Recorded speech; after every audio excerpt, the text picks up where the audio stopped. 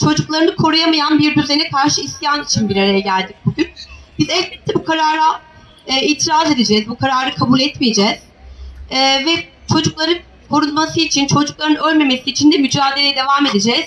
Canımız sıkkın, ancak pes etmeyeceğiz elbette. Geldiğiniz için, bizi yalnız bırakmadığınız için çok teşekkür ediyoruz.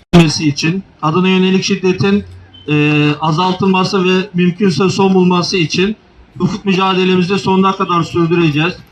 Takipsiz olacağımızı ve adaletin tesisi için Mersin Barosu avukatları olarak gereğini yerine getireceğimizi tüm Mersin kamuoyuna saygılarımızla bildiririz. Teşekkür ediyorum.